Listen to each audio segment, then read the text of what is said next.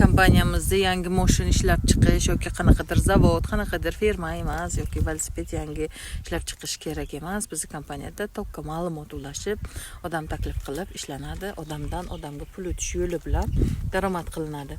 Osongina bir marta qaraganda qiyindek ko'rinadi-yu, lekin bu bizning ishdan oson ish yo'qda. Oddiy sizni bizga o'xshagan mana shu qiynalib, azob chekib, pul topolmay yoki topganda ham kreditiga, qarziga berib yetkaza olmayotgan oilalar uchun, insonlar uchun yaralgan oddiy Anna Maxeyeva programmist ayol, moskvalik ayol ochgan bu proyektni. Amerikada registratsiyadan o'tgan, hozirgi kunda 58 ta davlatdan insonlar, shu sizni bizga o'xshagan oddiygina insonlar ishlab kelishyapti. Biz ishimizni qiyin joyi yo'q. Mana shunday informatsiya berib, odam taklif qilib ishlanadi xolos. Yangi velosiped chiqarmaysiz, yangi mashina chiqarmaysiz yoki nimadirlarni o'ylab topish kerak emas.